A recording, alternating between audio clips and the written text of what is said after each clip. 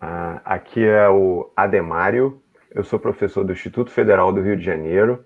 A gente está começando a nossa live sobre o ensino de análise instrumental, né, e sua importância. Eu vou começar me apresentando, eu tenho mais dois convidados ilustres aqui, mas cada um vai se apresentar, né, para vocês. No caso, eu sou professor do Instituto Federal do Rio de Janeiro, eu já sou professor há 30 anos de análise instrumental. Eu sou ex-aluno, né? Estou até com a camisa de ex-aluno aqui, do Instituto, tá? E a gente então vai falar sobre isso. Eu me envolvi muito com análise instrumental desde a minha época ainda de aluno, né, de escola técnica. A minha turma foi a primeira a ter práticas de análise instrumental, ainda não como disciplina, ainda no curso técnico, né? Na faculdade, eu gostava muito dessa parte de instrumentação, fui fazer estágio num laboratório onde tinha um bom acervo de equipamentos na época já. O meu mestrado foi com desenvolvimento de instrumentação na fisicoquímica, e aí quando eu me deparei com a carreira de professor, né, eu realmente gostei muito de poder voltar a essa área e continuar a desenvolver essa parte de instrumentação, onde eu estou até hoje, né? E que a gente vai então falar hoje na live para vocês de por que isso é importante, por que isso é tão crucial hoje, né? Já que com a instrumentação a gente consegue automatizar medidas, a gente consegue medir em concentrações em que os métodos anteriores clássicos não eram capazes de medir, e a gente consegue dar respostas mais rápidas para a própria indústria. Mas cada um de nós vai falar um pouquinho mais sobre essa importância, né? Na parte de controle ambiental, na parte de diagnóstico de doenças, na parte de controle de processo, controle de qualidade, enfim. Mas aí eu vou deixar para os meus colegas aqui continuarem. Agora a professora Silvia vai continuar. Boa noite. Eu queria só aqui partilhar uma imagem com vocês, porque...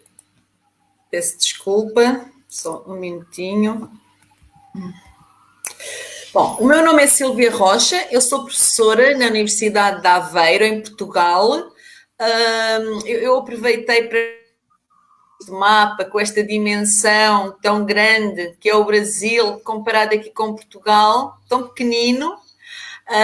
Isto realmente tem implicações naquilo que nós possamos falar hoje sobre até a dimensão do país. Realmente tem implicações nesta realidade que é o método instrumental de análise. A Universidade de Aveiro fica no centro-norte de Portugal. É uma universidade relativamente nova, não chega a ter 50 anos, ainda não temos 50 anos. Aproveitei também, antes de falar um bocadinho da temática, de vos trazer aqui algumas fotos para vocês verem a universidade. Portanto, é uma universidade nova. Esta é apenas uma das partes da universidade, que depois com esta ponte liga para o outro lado aqui do canal. Ali é a praia, temos aqui a zona de Salinas. Portanto, como podem ver aqui nas várias imagens, é uma universidade nova, recente, com um conjunto de edifícios muito, muito novos. A métodos instrumentais de análise, toda a parte da análise química, é algo na qual eu trabalho desde 1991, portanto entrei para a universidade há 30 anos. É uma área realmente que tem um interesse muito grande, talvez alguns de nós ou alguns de vocês não se apercebam, mas é importante desde o momento que acordamos até ao momento em que nos deitamos. Se pensarmos, por exemplo, que acordamos e que vamos lavar os nossos dentes, aí está, método instrumental de análise. Uma pasta de dentes nunca poderia vir para o mercado se não houvesse um conjunto de analistas que a analisaram, fizeram um conjunto de análise no desenvolvimento da formulação, mas depois no controle da produção do dia-a-dia, da produção da pasta. Ao longo do nosso dia, há um controle de qualidade de um leite que consumimos, de uma farinha.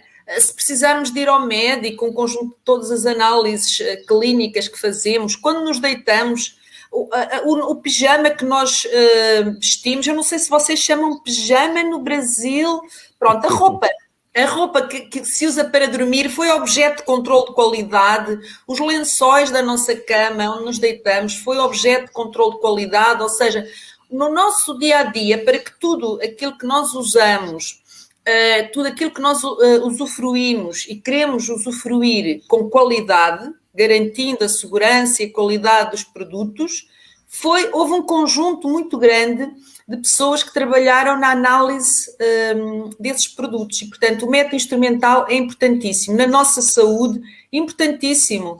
Hoje em dia, que estamos nesta fase de pandemia, há imensas pessoas a trabalhar em laboratórios, quer no desenvolvimento de um conjunto enorme de drogas, de métodos clínicos, em que a parte instrumental é fundamental, até depois mesmo quando nós temos que ir ao médico para fazer um conjunto de análises, para perceber o que é que se passa connosco, há sempre aí analistas que estão por trás do nosso dia-a-dia. Portanto, o métodos instrumentais de análise é uma área muito, muito importante. Por trás de qualquer resultado, por mais sofisticado que seja, que nós possamos usar métodos estatísticos complicadíssimos, todas as análises instrumentais que estão por trás são a base de tudo o que nós podemos fazer para a frente. Portanto, esta realmente é uma área muito importante, uma área em que nós na Universidade de Aveiro temos imensos professores, investigadores e jovens investigadores a trabalhar, muito em especial tanto na análise química, muitas pessoas a trabalhar na parte da química orgânica, mas também muito trabalho na área da clínica e na área da bioquímica.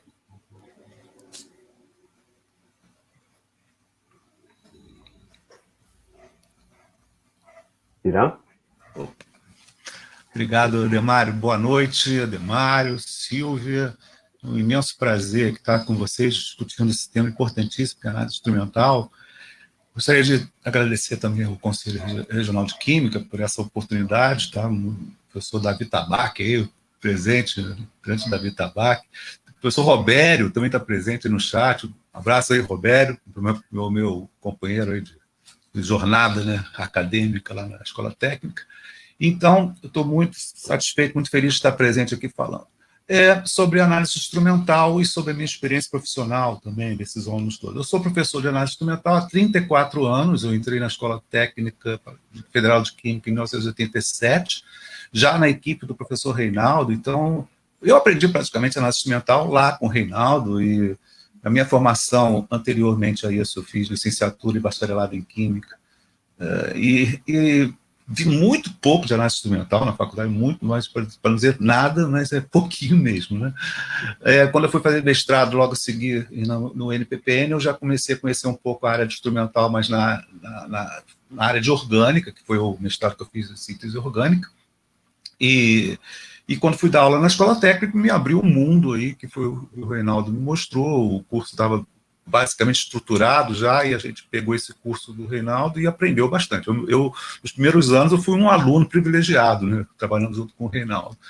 E depois o Reinaldo, infelizmente, teve que sair, ele foi para Florianópolis e se transferiu da escola, e ele passou o bastão para mim, eu assumi o laboratório lá, com a organização, e aí eu pude desenvolver mais essa parte de instrumental, e os equipamentos foram chegando, né, também teve essa questão, né, a gente tinha um determinado número de equipamentos bem simples antes, né, depois começou a chegar a absorção atômica, começou a chegar cromatógrafo, líquido, enfim, espectrômetro de massas. Hoje a gente tem um gama enorme de equipamentos no laboratório, e a gente participou de todo esse processo de construção, né. Então foi muito importante para a minha trajetória, né, tá na Escola Técnica e tá naquele momento. Eu depois que eu assumi o laboratório instrumental, comecei a me envolver também com a parte de prestação de serviço, interação com indústrias, e vi também a necessidade da gente se adequar à indústria. Por exemplo, a absorção atômica veio da necessidade da indústria, os alunos precisavam de absorção atômica, então a gente fez uma campanha na escola para comprar um espectrômetro de absorção atômica, para incluir isso no curso, e aí foi, né? A coisa foi andando. Eu, como falei, fiz mestrado em Química Orgânica, E depois o meu doutorado já foi em analítica, né? Porque, obviamente, eu já estava ligado na analítica. Eu fiz meu doutorado no NPPN também, né? Mas na área de desenvolvimento de métodos analíticos para voláteis e semivoláteis em erva mate. E aí terminei o doutorado em 2005. Enfim, aí estou aí nessa jornada. Hoje eu estou mais dedicado à parte de ensino mesmo, né? E teve esse livro que nós escrevemos, que vamos falar mais tarde, e foi um trabalho muito importante, muito árduo, que a gente está aqui compartilhando com todos. Ademar, se me permite, eu gostaria de fazer uma provocação para a gente mesmo, né? Porque quando a gente vai dar aula de instrumental, né? A gente está ali nessa labuta aí há muitos anos, né, Ademar? O primeiro impacto, quando as pessoas vão ter o contato com a gente, os alunos, né? Fica naquela expectativa, o que é análise instrumental, né? Então, na primeira aula, a gente faz um brainstorm, né? Uma tempestade de ideias, né? Até para poder pegar o que cada um acha que é análise instrumental, e aí a gente vai construindo um conhecimento, né? E junto com os alunos, né? Como a Silvia falou, a análise instrumental está em quase todas as áreas, está permeando toda a sociedade, né? Então, a gente vai pegando um pouquinho de cada coisa para tentar mostrar o que é análise instrumental. Eu vou apresentar rapidamente, tá, Demário, uma exposição, e depois a gente continua, tá? Deixa eu botar aqui na... Enquanto você prepara, Irã, deixa eu só aproveitar, né? Pode falar. Foi até um pouquinho delicado, né? Também agradecer, né, ao Conselho Regional de Química por essa grande oportunidade, né, da gente poder discutir esse assunto, apresentar o trabalho, fazer essas comparações entre o que está sendo feito aqui com a gente no Brasil, especialmente no IFRJ, e o trabalho da Silvia em Portugal, que ela está bastante envolvida na sua própria universidade, pode trazer uma visão do que é isso também lá para eles, né, e a gente poder comparar e discutir. Então, eu agradeço muito ao Conselho por essa oportunidade. Não é a primeira live que eu venho fazer pelo CRQ, né, e é sempre um prazer de poder estar com as pessoas da área e a gente conversar, ou até, né, quem não é da área, mas, enfim, falar sobre esses assuntos que nos chamam a atenção, nos apaixonam, né, para a gente poder dividir com todo mundo. Irã. Só um minuto, Irã. Eu depois que acabei de falar, até escrevi aqui agradecimento no final, porque esta coisa, a pessoa entra assim, fica meio baralhada, é o seu momento de fala, e é indelicada aqui, confesso que fui eu, porque quero agradecer esta oportunidade de estar aqui com vocês, de partilhar, de ouvir aquilo que vocês têm para dizer, partilhar conhecimentos. Eu já estive no vosso instituto, visitei em final de 2019, tínhamos aí um conjunto de ideias interessantes, de partilhas, mas o próprio Ademar e o vosso reitor, supostamente em março de 2020, viriam a Aveiro, mas aqui a pandemia veio-nos baralhar a vida, mas eu acho que teremos em breve, ou médio prazo, digamos, oportunidade de retomar essas coisas. E, portanto, eu quero agradecer, porque realmente fui indelicada e apercebi-me disso e escrevi logo aqui agradecimento no final, mas agora aproveito este momento do Ademário para também fazer o meu agradecimento. Ô, Silvio, eu só te perdoo se você me receber lá em Aveiros. Você também. Está convidado também. Boa. Aliás, o Ademário já esteve também em Aveiro e, portanto, vocês estão todos à vontade para nos poderem visitar, fazer um trabalho de colaboração, aquilo que acharem mais adequado. Valeu. Bom, Floriano, eu vou tentar projetar aqui, tá? Não sei como é que você vai pegar aí, tá? Tá pegando aí, gente? Ah, sim. Tá entrando. Pegou. Agora, sim. Então, olha só, quando a gente faz a primeira aula lá no nosso curso, a gente pergunta o que é análise instrumental, né? Então, o aluno vem com uma certa bagagem, né? Ele já fez algumas matérias, principalmente química analítica qualitativa, quantitativa, orgânica, inorgânica, ele fez físico-química, enfim. Ele vem com uma bagagem e aí a gente pergunta o que é análise instrumental, e surgem várias questões, né? Eu vou colocar aqui algumas questões. Por exemplo, análise usando instrumento ou análise dos instrumentos? É uma questão que a gente já aborda lá, né? Você vai usar o instrumento para fazer análise ou vai analisar o instrumento, né? Na verdade, a gente vai ver que são as duas coisas, um pouquinho de cada, é mais o instrumento, mas a gente também tem que conhecer o instrumento para fazer a análise, né? Que tipo de instrumentos, né? Sofisticados, eletrônicos, computadorizados. Aliás, isso aí a gente tenta quebrar um pouquinho essa mística, né? Que o instrumento tem que ser sofisticado. Não, o instrumento pode ser simples, desde que seja útil, né? Para o que se proporciona, né? O eletrônico, naturalmente, ele é por causa dos sistemas de detecções computadorizados, os modernos, naturalmente, são, né? Mas a gente começa essa discussão toda. Essa discussão, por exemplo, se é mais preciso, mais exato, né? Geralmente as pessoas falam, mais preciso, a gente tem que desconstruir um pouquinho esse conceito, né? Porque não está muito bem sedimentado, o que é precisão, o que é exatidão, né? A gente poder localizar onde está a análise instrumental nesse âmbito todo. Aí a gente fala também sobre se é qualitativo, se é quantitativo, né? E fala também se as análises podem ser orgânica, inorgânica, bioquímica, se pode ser análise de traços, né? Então, existem várias questões que a gente discute nesse primeiro momento, e aí a gente mostra que está no âmbito da química analítica, né? A análise instrumental seria um prosseguimento da química analítica que é vista, que é chamada clássica, né? Então, a gente pode ter a qualitativa e a quantitativa, e vai ter instrumentos que vão ser voltados para qualitativo e outros para quantitativo, e outros vão fazer os dois, né? Tanto qualitativo quanto o quantitativo. Aí você entra na discussão dos métodos clássicos versus instrumentais, né? Porque você vai ter a instrumental, por quê? Porque existe o clássico, né? O clássico a gente conceitua bem, né? Mostrando que eles são importantes, apesar de serem antigos, né? Inclusive o nome clássico, né? Significa que é atual, apesar de ser antigo, né? E que eles são usados ainda em muitas indústrias, muitos processos, né? E tem algumas características que eles têm, de ser técnicas manuais, envolve processos químicos, depende da habilidade do analista, muito dos sentidos humanos para fazer a análise, né? E depois a gente entra nos métodos instrumentais, né? Que usam as propriedades físico-químicas dos analitos, né? Pode ser qualitativo, quantitativo, dependendo do instrumento, são instrumentos específicos, acompanha o desenvolvimento tecnológico, tem aplicabilidade em diversas áreas, né?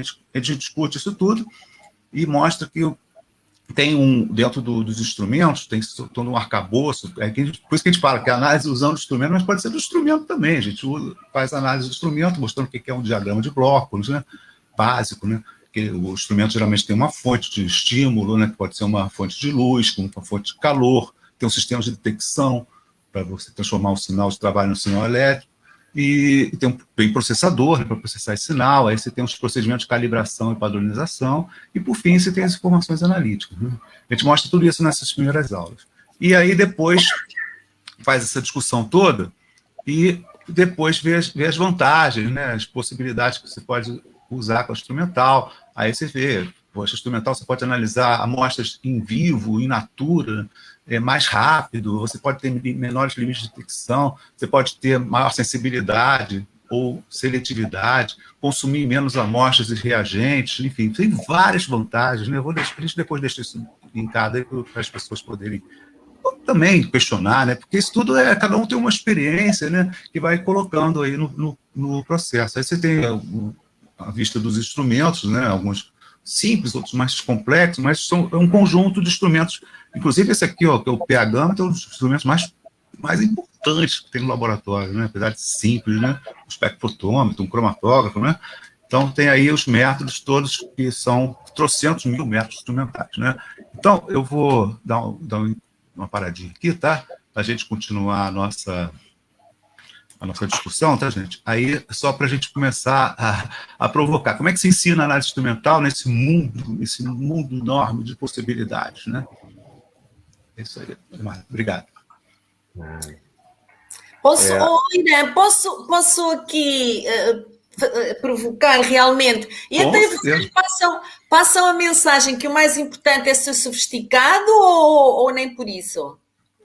Pois é. Não seria ser sofisticado, não. Que na verdade a gente tenta desmistificar um pouquinho, né? Até essa questão, por exemplo, a grande maioria dos alunos, sei lá, 99%, diz que os métodos são mais precisos, né? São mais exatos.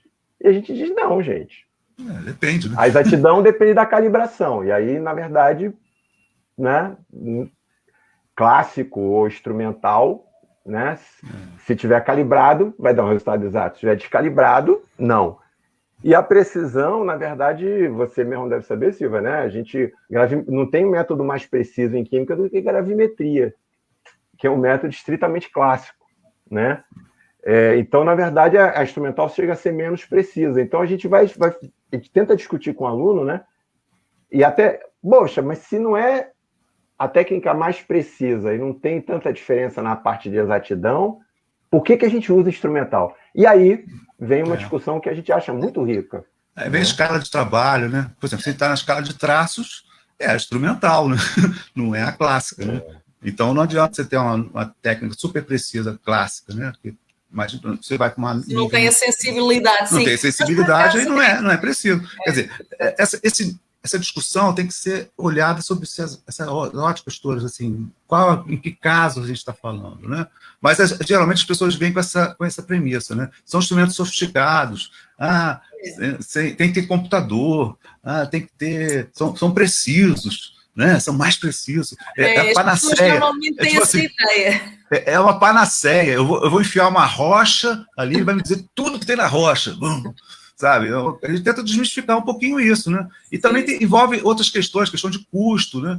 Benefício. Será que vale a pena ter um instrumento muito sofisticado? Às vezes não vale a pena. Pode virar elefante branco, né? Sim. As pessoas normalmente, mesmo os estudantes, e quando recebemos até visitas de empresas e assim, fica-se com aquela ideia, tem equipamentos muito sofisticados, é muito bom, mas na realidade nas aulas nós incentivamos muito os alunos que é o mais importante, ou seja, o melhor método é sempre o mais rápido, o mais barato e o que é one step. Portanto, só tem uma etapa, não tem muitas etapas. Isso é o melhor. O problema é que esses nem sempre dão a resposta ao que nós queremos, não é? Portanto, por vezes tem que ser para os sofisticados. Mas se um método muito simples, muito barato, nos dá a resposta, não precisamos de coisas sofisticadas, não é? Exatamente. É dizer que atender a demanda. O que a gente precisa? É isso? Está atendendo, né? Bem, aí tudo bem. Tem alguma coisa melhor? Vale a pena o investimento? O que a gente enfatiza sempre, né? Imagino que lá em Portugal deve ser parecido, é que o que é um método instrumental? É aquele método em que eu quero medir uma grandeza físico-química, em que eu, por meio de um sensor, transformo essa grandeza, ou a medida dessa grandeza, num sinal elétrico, hoje em dia, num sinal digital, e aí eu meço, né? Por quê? Porque a humanidade aprendeu a usar a eletricidade, a eletrônica e hoje o sinal digital, né, de uma maneira muito eficiente, muito rápida. E aí os equipamentos acompanharam, né? Que na verdade a instrumental é isso. Eu quero medir a mesma coisa que eu media no passado, ou quero medir até além, quero ir numa concentração mais baixa, etc. Só que eu vou traduzir a minha informação num sinal elétrico. E aí vou precisar calibrar, etc., que é tudo que... Né? E aí vou fazer a medida. Né? Não sei se a gente entra agora na segunda etapa, que seria a gente falar de como a gente divide isso, né? Para os alunos, né? Acho que eu vou começar também. Olha, só uma coisa para os internautas, né? Coloque as suas opiniões também aí, tá, gente? A gente não está aqui. Esse brainstorm mesmo, cara. Vocês têm as suas experiências e a gente coloca aí, vai ser super enriquecedor se a gente puder, né, no final, até ampliar esse debate. Não, vai ser muito interessante. Então, assim, porque a ideia também aqui é a gente falar um pouquinho do que é a instrumental, mais especificamente no IFRJ, e a Silva falar um pouquinho do que é a instrumental lá em Aveiro e talvez um pouco em Portugal. Eu tentei para essa live, né, fazer um levantamento rápido, né, que não é exaustivo, né, do que é, como é que a instrumental apareceu, pelo menos aqui no estado do Rio, né, na cidade do Rio de Janeiro, melhor dizendo, né. Então, eu tive uma colaboração muito gentil né, de alguns professores de outras universidades, da UERJ, da UFRJ, da UF, da Rural, tá? E alguns PUC, por exemplo, eu não tinha contato, mas aí eu consultei o site deles, que é muito bem organizado, e para eu ter uma ideia de o que é instrumental nas outras instituições, comparado ao que é no UFRJ, no IFRJ, né? Em algumas delas eu consegui até uma informação, vamos dizer assim, histórica. Por exemplo, a UFRJ, que é a universidade mais antiga, né, que a gente tem no Brasil, ela começou com essa ensino de instrumentação na área de química no finalzinho dos anos 60, né, de acordo com os professores que eu tive contato de lá, né. Inclusive eu estudei lá também, já tinha essa disciplina de análise instrumental e algumas outras disciplinas correlatas na parte de química orgânica, né, onde a gente via infravermelha, Riemann, que também são técnicas instrumentais. Então, na UFRJ começou no finalzinho dos anos 60, em seguida, aqui no Rio de Janeiro, parece ter sido a UF, ou na mesma época, ou logo depois, aí o pessoal não conseguiu me dar uma data exata, né, porque os professores da época já se aposentaram ou já faleceram. Na Rural eu não consegui data, né? Obrigado, Sidney. Então, na UERJ, né, deve ter sido, pelo que tive informação, ou no finalzinho dos anos 70, início dos anos 80, né? Deixa eu ver quais lugares mais que eu consegui. Forest State. No IFRJ, eu tive o privilégio, né, de fazer as primeiras aulas práticas de instrumental, ainda dentro da disciplina de quantitativa clássica, em 1979. Né? Se eu não estou enganado, a criação oficial da disciplina foi em 1982. Né? Bom, para fechar e abrir espaço para os outros também, que eu acho que todo mundo tem o que falar aqui, né, eu vou falar só mais um pouquinho do que normalmente é abordado e que eu vi nas diferentes universidades também, nas diferentes ementas das outras disciplinas. Né? Então, normalmente a gente tem métodos eletroanalíticos, né, potenciometria, que é o que a gente mais vê lá no IFRJ, mas eu também vi condutimetria, voltametria, polarografia, depende da universidade e do curso. Né? Então, métodos eletroanalíticos, métodos óticos, né, de absorção e emissão de luz pela matéria. Né? Então, aí tem métodos moleculares e métodos atômicos. Normalmente, os métodos de emissão de luz, por exemplo, são mais na área atômica, embora você tenha fluorescência, né, que é uma emissão de luz e é usada na área molecular. Mas, enfim, então você tem os métodos que lidam com absorção e emissão de luz, os métodos eletroanalíticos, né? Você tem os métodos cromatográficos, né? Que aí, no passado, ficavam às vezes mais na química orgânica, mas hoje tem muito lugar como a gente que já vê isso dentro da química analítica mesmo, né? Você tem a espectrometria de massas, que também é vista em vários lugares, né, que hoje é uma técnica cada vez mais importante. E eu estou esquecendo alguma coisa? Massas, ótico, eletroanalítico. Em vários lugares eu vi também uma técnica que a gente, lá no Instituto, não costuma dar, mas que eu já trabalhei com ela, que é a parte de análise térmica.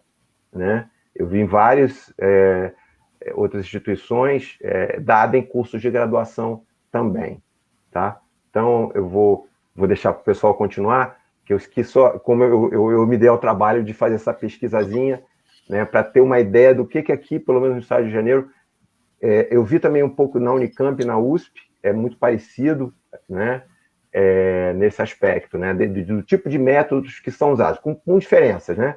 Às vezes, algumas são com mais ênfase em um, outros mais ênfase em outros métodos. Tá? Silvia? Bom, vou fazer aqui um pequeno enquadramento. Em Portugal, estando nós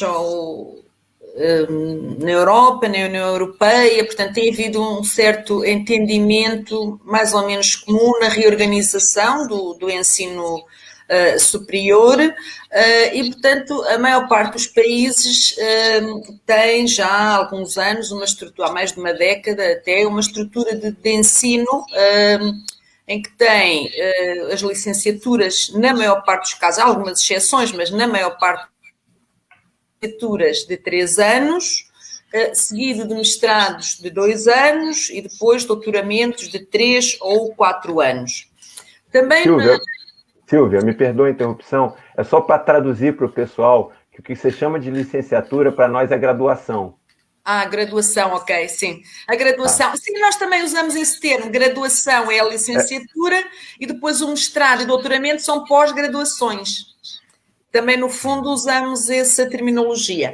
Além disso, também, portanto, isto dentro do ensino universitário, ensino superior universitário, também algumas escolas politécnicas, que também são ensino superior, têm cursos de especialização, que são cursos que não são de graduação, são cursos que têm uma duração mais curta, 1 ano e meio ou 2, que é mais ou menos correspondente aos cursos que vocês dão no Instituto e que são cursos que têm também muita empregabilidade, porque preparam técnicos para uma dada profissão, em que, por exemplo, analista químico, analista de laboratório, corresponde a um dessas formações de curso médio, que depois os estudantes podem decidir terminar esse curso de especialização, curso muito profissionalizante, e entrar no mercado de trabalho, que é o que a maior parte deles faz e tem um nível de empregabilidade muito elevado,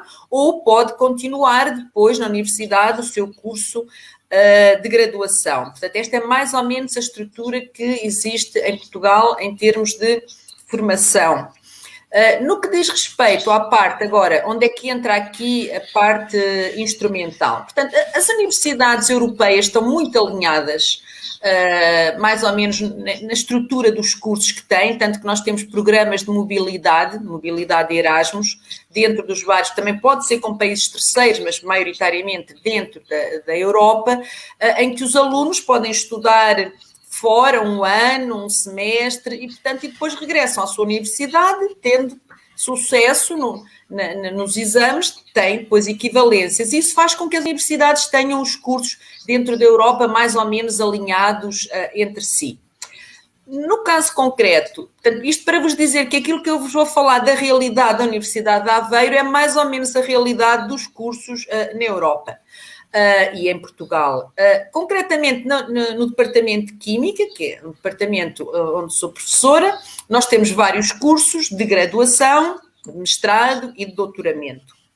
No caso dos cursos de graduação, o peso que tem a análise instrumental depende um bocadinho do curso. E eu até vos trago aqui 2 exemplos de 2 cursos que têm realmente a componente instrumental no currículo dos cursos é um bocadinho diferente. Vou aqui partilhar, espero que aqui a minha partilha corra bem. Ok. Portanto, este é um dos exemplos.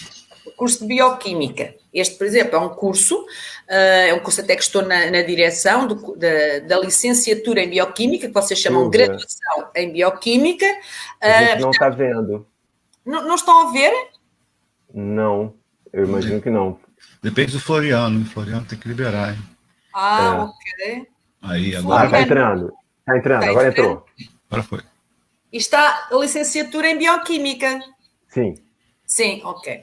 Pronto. Como vocês veem, portanto, é um curso desenhado de acordo com as regras europeias, portanto, uma graduação de 3 anos, com várias unidades curriculares, em que eu chamo a atenção, por exemplo, aqui dos métodos instrumentais de análise, aqui no 2º semestre do 2º ano, portanto, o 4º semestre do curso, em que aqui os estudantes, um estudante de Bioquímica aprende todo aquilo que são os conceitos associados aos métodos instrumentais de análise. O próprio os conceitos, inclusive que o Irã estava a falar, o que é que são métodos instrumentais de análise, depois as várias técnicas analíticas, vários equipamentos e depois também todas as questões que têm a ver com a repetibilidade do método, repetibilidade, limite de detecção, quantificação, processamento de dados, portanto, a preparação de um workflow de trabalho que há de começar na amostragem, portanto, todos esses conceitos estão aqui, que é uma cadeira teórica. Mas depois o curso tem imensas cadeiras de laboratório. Tem, por exemplo, este, que é um laboratório de B1-MIA. O que é B1? B1 é Bioquímica 1, MIA, métodos instrumentais de análise. Química Física Biológica. Depois tem Bioquímica Alimentar. Temos laboratórios Bioquímica 1, Bioquímica 2. Laboratório Química Orgânica, Química Física. Em todos estes laboratórios, depois os estudantes trabalham em muitos métodos de análise, envolvendo infravermelho, ultravioleta visível, cromatografia de gás, cromatografia líquida, portanto, ou seja, já tinha dito também infravermelho, análise elementar para metais, ICP, ICP-MS, ou seja, RMN. Os alunos têm contacto e fazem trabalhos usando imensas técnicas. Trabalham normalmente em grupo, têm protocolos de trabalho, trabalham em grupo e depois são muito incentivados, que é uma coisa que nós temos muito, autónomos, a ter espírito crítico. Muitas vezes o importante não é que o trabalho corra sempre bem, até porque nós lhe dizemos que na vida real, num laboratório, as coisas não correm sempre bem. Mas o importante é de fazer no final, fazer uma análise crítica.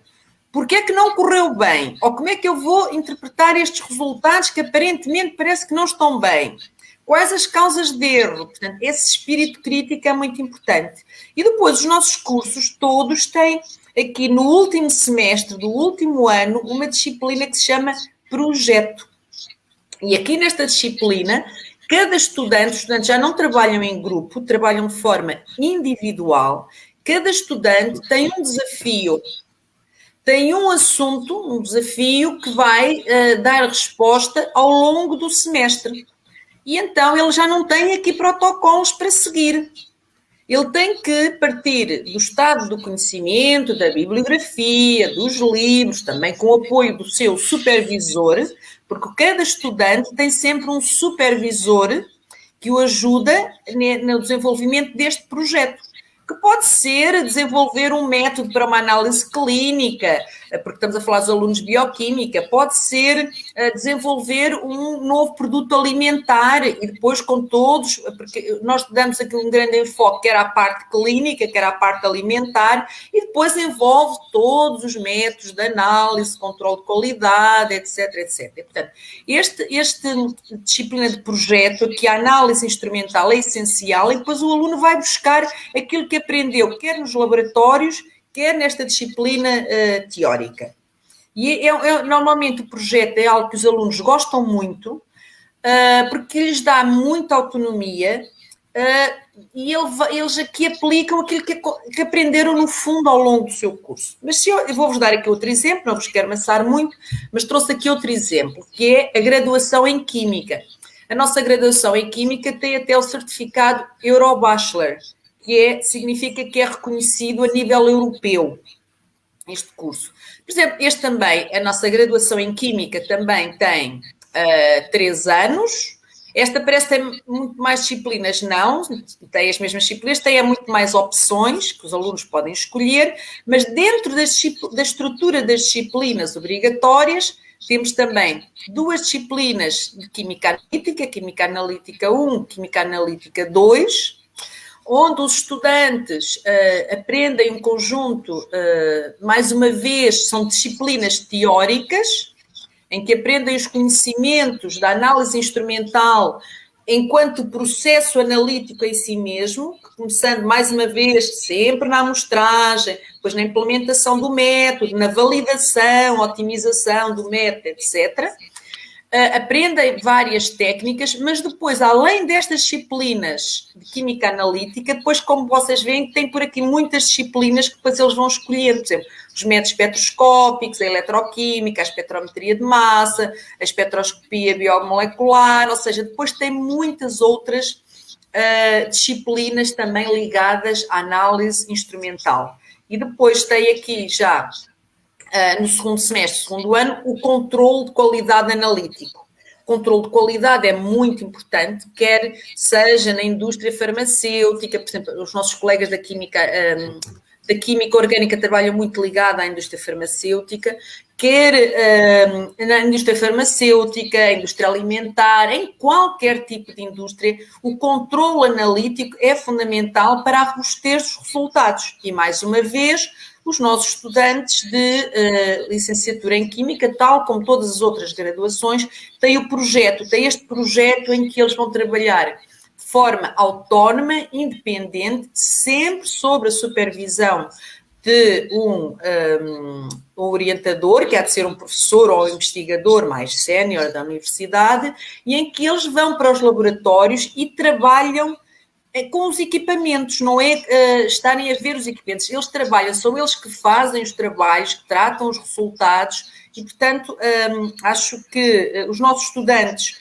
gostam muito desta disciplina de projeto, e nem todas, esta disciplina de projeto, nem todas as universidades em Portugal têm, várias têm, mas não têm todas, porque isto representa um custo muito, muito grande para a universidade, porque estamos a falar em termos todos, por exemplo, a bioquímica, entram 75 alunos, estão a ver o que é, nós temos de ter projetos para 75 alunos, não é? Mas depois não são os da bioquímica, biotecnologia, química, etc. Portanto, é um custo grande para a universidade, mas acho que é uma mais-valia muito grande no currículo dos estudantes, e os estudantes valorizam muito esta fase final em que eles têm um contacto muito grande com os vários equipamentos, quer equipamentos de análise instrumental, quer equipamentos, sob o ponto de vista tecnológico, que são usados em linhas de produção, e, portanto, esta é mais ou menos, portanto, nos nossos cursos, há sempre uma componente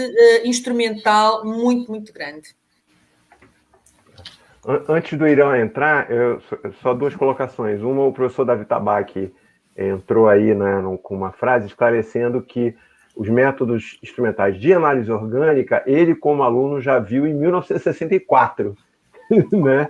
Então, eu tive o prazer de ser aluno do professor Davi Tabaque, né, o grande professor que eu tive, né, e ele, então, esclareceu que essa parte, pelo menos, de métodos orgânicos, né, já era até desde o início dos anos 60 já na UFRJ.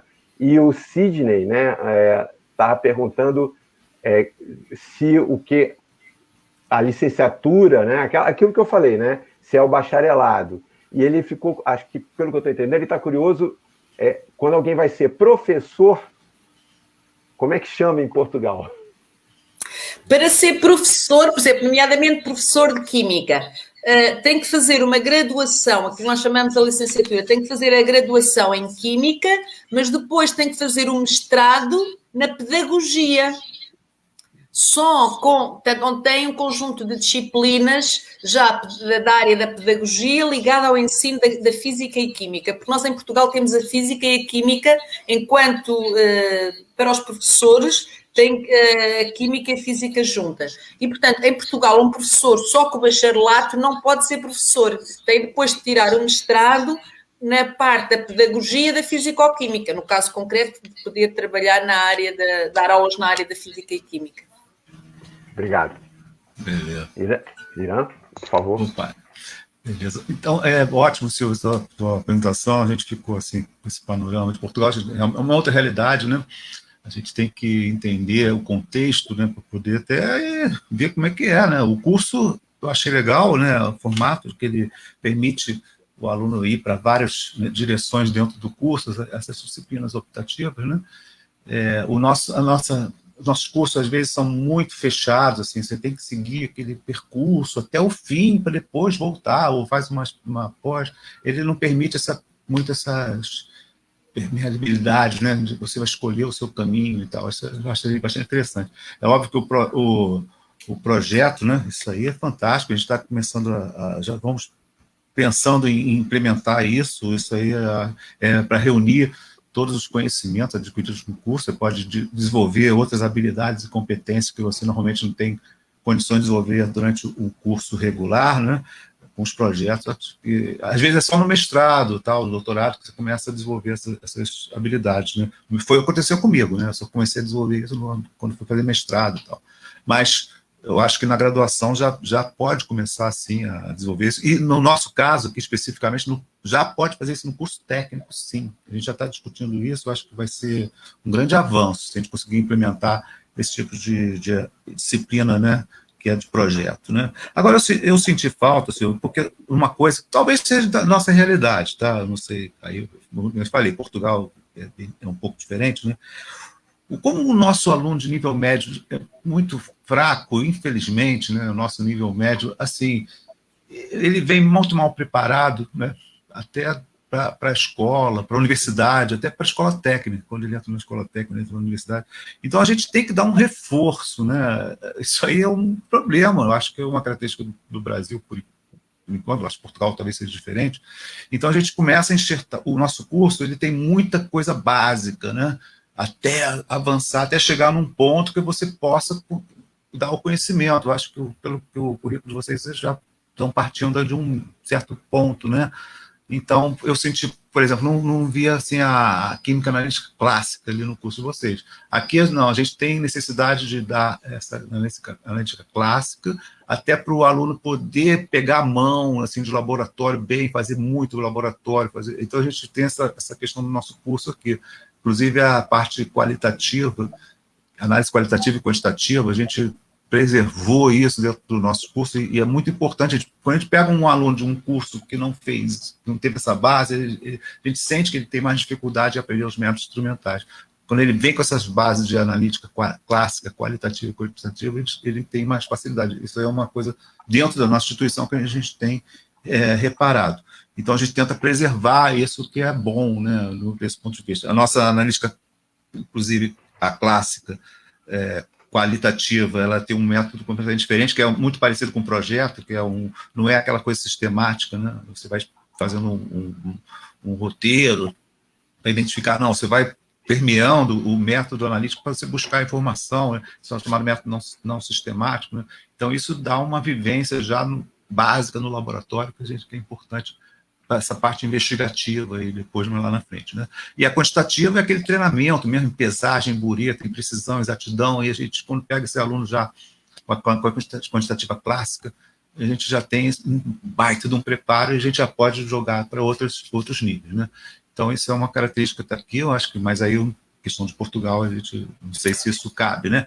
Mas eu acho, Ira, eu acho que cabe, mas ou seja, eu acho que em Portugal e na Europa no geral, acho que e eu partilho também dessa opinião, que eu acho que nós temos que incentivar muito, e partilho como professora e partilho como mãe, porque eu também eu tenho uma filha com 22 anos que está a fazer o mestrado e que também lhe digo exatamente a mesma coisa, que é, eu acho que nós temos que incentivar imenso os jovens a ser independentes, a procurar a informação, eles próprios têm que procurar, nós temos que lhes dar, enquanto professores, temos que lhes dar as bases, mas a verdade é que eles também têm que procurar a informação, porque assim, é impossível, e eu digo uma coisa, não sei, pode chocar, mas a sério, eu já disse isto várias vezes, que é, eu já estou na universidade há 30 anos e a minha experiência de vida diz-me o seguinte, se uma pessoa sair da universidade a saber pensar, para mim está fantástico.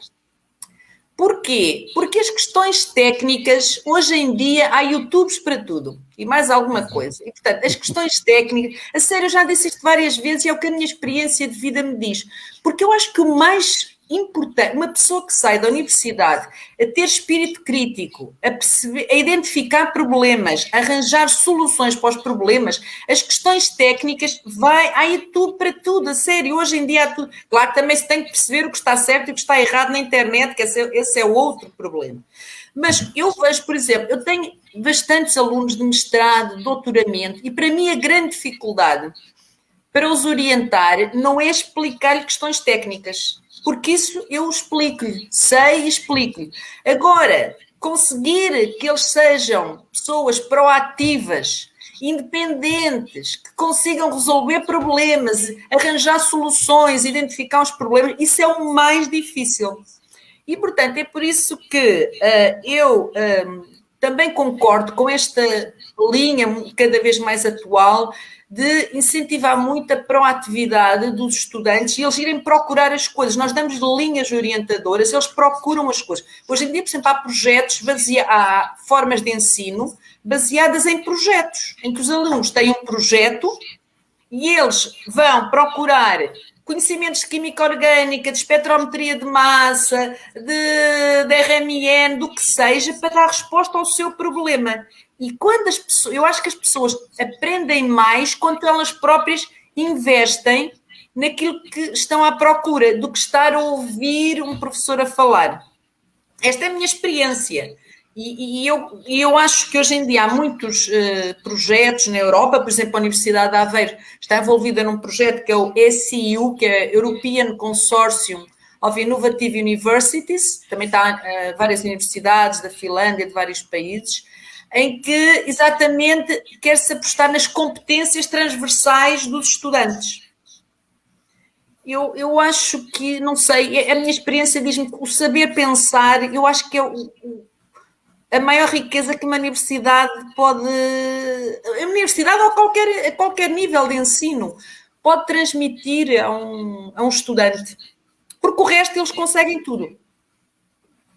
Silvia, eu concordo no gênero e grau e assim, eu vou aqui colocar uma coisa histórica, né, lá do nosso instituto, né, na época que ainda era escola técnica, né, quando a gente criou, quer dizer, eu era aluno, né, a gente passou a ter o que a gente chamou de Semana da Química, na época, né, e tem até hoje, né, e onde a gente exatamente começava a fazer projetos próprios, os próprios alunos começavam com orientação de um professor, às vezes um professor propunha, ou, como acontece até hoje, né, os próprios alunos vêm com uma proposta, né, arranjam algum professor para orientar e eles começam a desenvolver.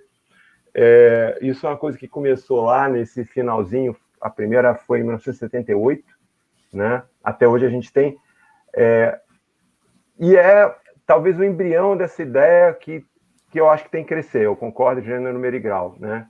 Mas era onde a gente, exatamente, de repente, a gente que organizava, a gente como aluno procurava, a gente pesquisava, a gente ia atrás de onde tinha aquele equipamento para fazer aquela medida que não tinha na instituição, mas tinha na outra, né? E aí, com isso, a gente aprende a se virar, né?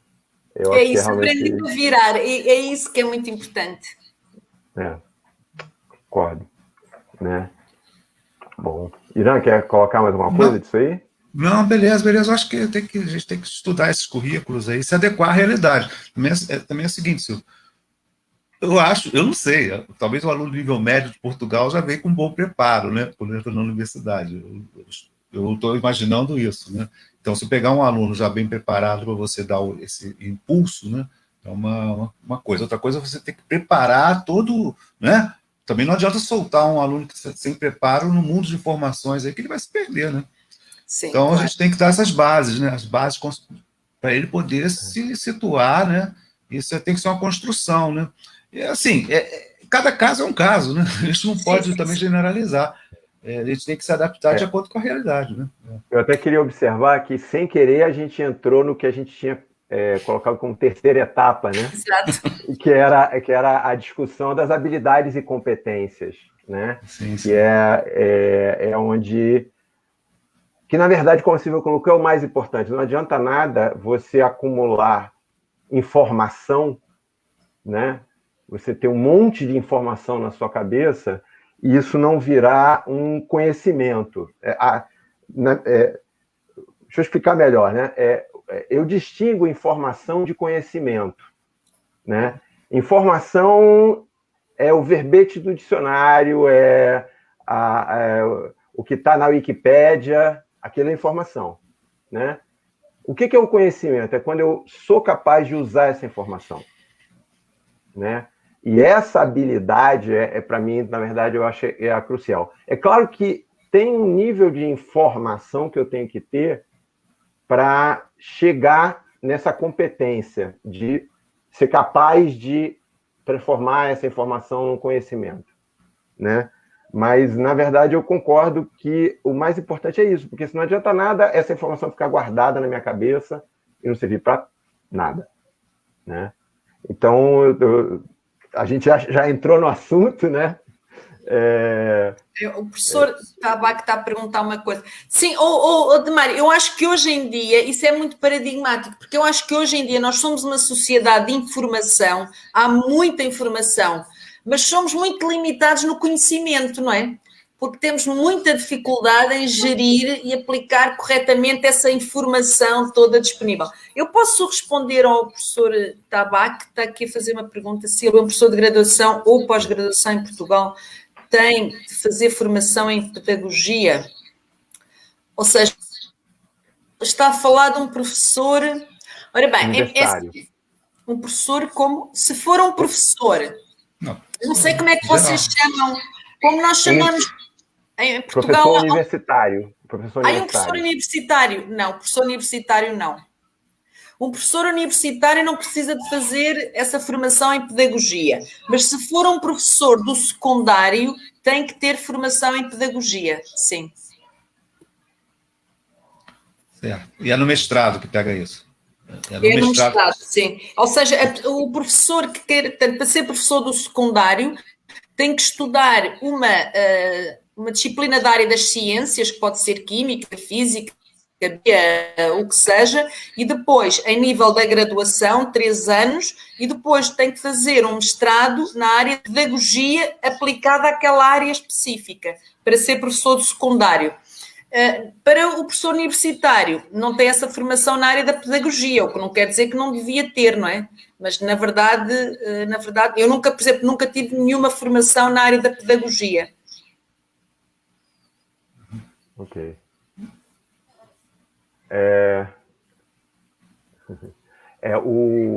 O Floriano acabou de colocar o link para solicitar o certificado de participação, né? Eu espero que todos possam preencher, e tem uma surpresa depois para os 2 primeiros que preencherem, que a gente vai falar mais para o final da nossa apresentação. Né? Irã, você quer colocar mais alguma coisa sobre habilidades e competências? Não, vamos... sobre habilidades e competências? Isso. Não, eu acho que está legal. A gente... É isso que a Silvia falou. A gente precisa estudar o caso e... Essa questão isso aí, para mim, está claro. Essa disciplina de projetos é importantíssima para justamente você juntar toda aquela gama de informações e num conhecimento ali prático, né? Geralmente a gente já aprende isso só no mercado de trabalho ou no mestrado, mas eu acho que nas graduações e nos cursos tem que ter essa disciplina para consolidar o conhecimento, sim. A gente recebe uma série de informações, agora vamos botar a mão na massa, vamos construir conhecimento, né? Isso tem que ter. Muito importante. A gente tem vários casos, né, de alunos que participaram de desenvolvimento de projetos e aí ganharam conhecimentos que até os seus colegas não tinham, né? E aí, de repente, eles são pinçados pelo mercado de trabalho, né? Às vezes a empresa fica lá batendo na porta da gente, me dá o diploma desse cara que eu quero contratar ele. Isso mesmo. Né? Porque ele já desenvolveu essa habilidade, né? Ele é aquele aluno que já é proativo, que já procura solucionar o problema, tal, e a empresa olha para ele e diz, cara, né, eu quero esse cara para mim. Né? Isso aí. Só essa questão aí, se você entender a nossa realidade, a gente pega, às vezes, alunos de boa base, né? Pegamos, né? Somente no curso diurno, né? Que eles fazem um concurso lá e entram na escola, tem uma boa base, tudo bem. Mas pegamos o curso noturno também, que é o nosso curso, os alunos que já estão trabalhando, ou então fizeram um nível médio, depois querem fazer uma profissionalização. É uma outra realidade, né? Então, mas no final do nosso curso, a gente consegue manter um padrão. Não há diferença de formação de um aluno do nível que veio do diurno do noturno, lá na nossa escola, pelo menos não, pelo tipo de curso que a gente dá, pelo tipo de base que os alunos têm. Eu acho que a única coisa que falta no nosso curso, que a gente está discutindo agora, é essa disciplina final aí, que seja comum para todos os alunos, porque só alguns que conseguem participar de projetos da Semana de Química que ganham essas habilidades e competências. Nem todos, né? Então, a gente queria construir essa disciplina para que todos eles pudessem adquirir essas bases, né, de habilidades e competências, que eu acho que é a única coisa que lá da nossa escola precisa melhorar, se adequar melhor. Sim, mas o resto do currículo está bom. Essa disciplina de projeto, eu acho que é muito importante e os alunos valorizam, porque eles, além de terem que pegar num projeto, perceber qual vai ser a estratégia para o resolver, depois eles aprendem muitas outras competências, fazer pesquisa em bases de dados internacionais, escrever um relatório, porque eles têm no final que escrever um relatório, têm que fazer uma apresentação em público para um júri, ou seja, há aí um conjunto enorme de competências, essa parte instrumental, mas não só, não é essa, a questão da pesquisa, o saber colocar os resultados em tabelas, o fazer um relatório, o fazer uma apresentação pública, ou seja, há um conjunto enorme de competências que eles acabam por adquirir nessa e até na parte instrumental, né, também tem, né, você calibrar o seu instrumento adequadamente, você checar o resultado, fazer uma validação, coisas que você normalmente não tem oportunidade de fazer num curso regular. Mas numa disciplina desses projetos, você vai ter a oportunidade de verificar tudo isso. Até comprar reagente, né? Coisa que os alunos não vão falar. Vamos especificar o reagente, vamos comprar, vamos ver como é que está, qual o padrão, vamos escolher, né, o equipamento, vamos ver como é que é o método, discute o método, né? Essas coisas que normalmente a gente não tem tempo de fazer num curso regular. O Sidney também está aqui a fazer uma pergunta. Em Portugal é exigido algum estágio profissional para obter o diploma da graduação? Imagino que sim. Não é obrigatório ter um estágio profissional, não é obrigatório, mas nós temos incentivado muito, mesmo os nossos alunos de mestrado, neste momento, mais de 50% fazem um estágio empresarial, porque nós achamos que é muito importante prepará-los para a vida no mercado de trabalho, não é? São poucos os que ficam na universidade, nós estamos a preparar estudantes para ir para o mercado de trabalho. E, portanto, temos neste momento Mas lá está, isto é a realidade de Aveiro, mas não só de Aveiro, das outras universidades, do Porto, de Lisboa. Neste momento, os alunos podem fazer estágios no verão, estágios depois durante o mestrado, ou seja, eles são muito incentivados a fazer estágios empresariais, mas não precisam de o fazer para ter o certificado no final, mas são muito incentivados a fazê-lo. Gente, olha só, a Silvia Monte Santo, né, perguntou se eu não gosto dos Beatles. Eu acho que não, né? mas assim, eu só queria falar para a Silvia o seguinte: eu gosto de Beatles, Pink Floyd, Supertramp, tudo isso. Eu gosto de MPB também. Música popular, eu não sei se a Silvia tem conhecimento assim, música MPB, Ivan Lins, Djavan, Guilherme Arantes, esses caras assim. Ivan Lins, inclusive, está lá em Portugal agora. Você conhece Ivan Lins, Silvio? Quem? Ivan Lins. E o Ivan Lins está aqui em Portugal? Estava em Portugal, estou acompanhando ele lá. Eu acho que ele foi dar até um show aí. E ele é químico, viu? Ele é químico? Ele é químico formado pela UFRJ. Não sabia. Sim, eu tive alguns professores que foram colegas de turma dele, né? Então, tem o Lenine, você conhece o Lenine? Lenine? Lenine. Eu conheço o russo. Não. É um cantor-compositor brasileiro que é bem famoso aqui. Pernambucano. O Ivaninho, sim, mas o Lenine não estou vendo. Lenine é mais novo. O Lenine, ele é engenheiro químico. Ok. Né? Não, Ivanise é químico, Sidney. O Merkel é engenheiro químico. Não, Demário. O Ivanise é engenheiro químico, sim, de escola de química. Sim. Olha. Tem razão. Olha. Escola de química. Tá. Então é Pedro Monte Santa. Isso aí, Pedro. Você gosta também de quê? De Beatles? Eu acredito que sim. O Pedro foi da minha turma, o Irã. Ele foi colega de turma. Legal. Tanto na escola técnica quanto na faculdade. Eu sou amigo de longa data. Legal. Gente, a gente tinha um último tópico, né? Que é a discussão de materiais didáticos para o ensino de instrumental, né? Eu vou abrir esse tópico porque eu fiz, novamente, não foi uma pesquisa exaustiva, não foi, não foi um mestrado no assunto, né? Mas eu fui dar uma olhada em quais os livros... o Ivanis falando do Tabaque. Então, na escola de química do Instituto? Ele foi engenheiro ou foi químico? Me responde, por favor, aí depois, Tabaque, se ele formou como engenheiro eu ouvi dizer que ou foi na escola como químico. Daí deixa o Tabaque responder, que aí ele deve saber com certeza. Mas então, eu fiz uma pesquisa, né? Foi relativamente rápido, alguns dos livros eu conhecia, né? De livros de análise instrumental com essa visão geral, tá? Eu não vou falar aqui de livros específicos, livros só de cromatografia, livros só de espectrofotometria, livros só de eletroquímica, mas esses livros tipo o SCUG, que eu acho que é o mais famoso de todos, né, de análise instrumental, que é um livro que assim que assambarca várias técnicas para... Então, engenharia química mesmo. Obrigado, Tabaque. Assambarca assim, várias técnicas ao mesmo tempo, tá? No Brasil, a gente teve...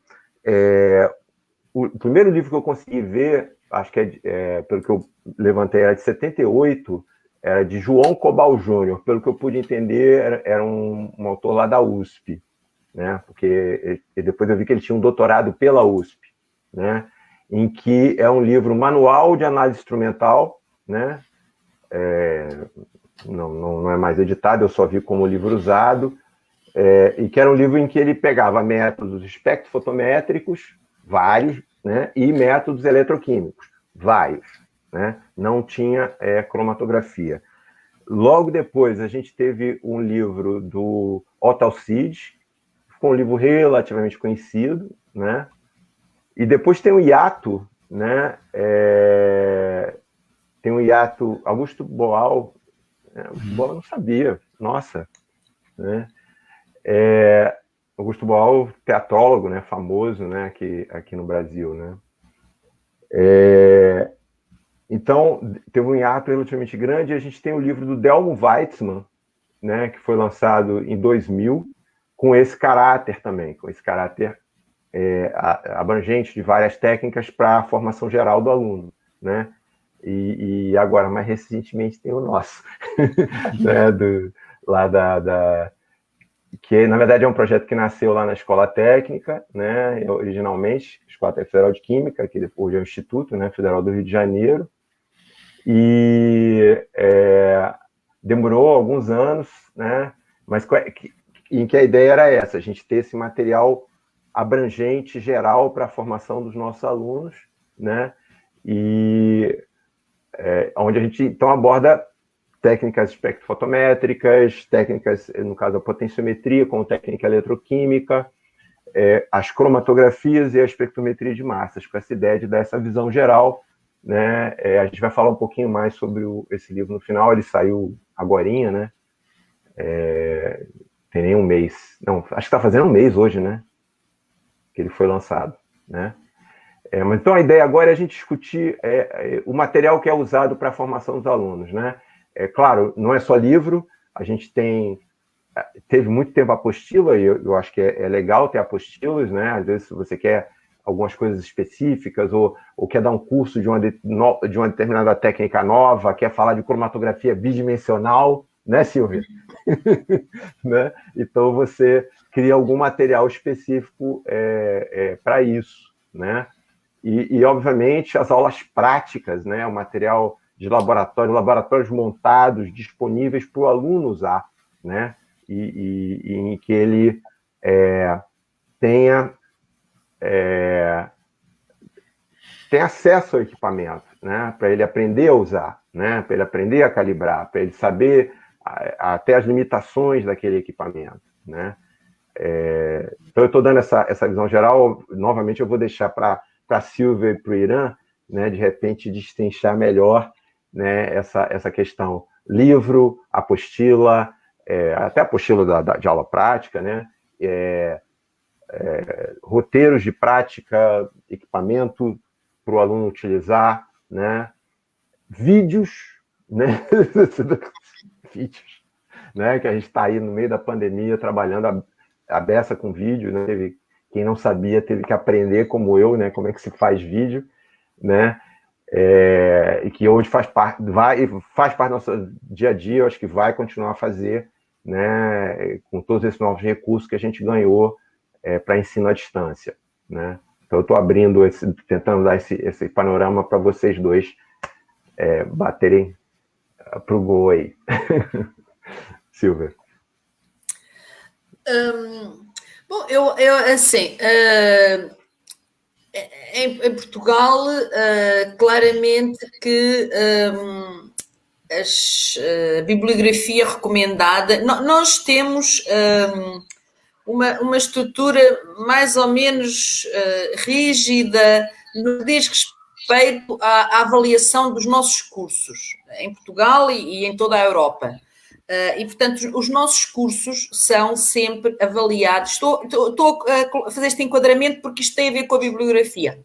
Os nossos cursos são avaliados regularmente por uma comissão externa e depois, em função da avaliação, são aprovados para poderem funcionar mais anos. E, portanto, eles são sempre regularmente avaliados. E essa comissão externa avalia a estrutura dos cursos, avalia as condições que a universidade oferece sobre o ponto de vista, desde as cantinas às residências, aos equipamentos, aos laboratórios, à sala de aulas, recolhe a opinião dos professores, dos funcionários, dos estudantes, tem reuniões só com estudantes. Portanto, e no meio de toda essa avaliação, a bibliografia recomendada é algo que é tido em consideração. Nós até todos os anos temos uma plataforma informática onde temos a informação para os alunos que temos que preencher com os objetivos das disciplinas, com os conteúdos programáticos e também com a bibliografia recomendada. Ou seja, a bibliografia é entendida para nós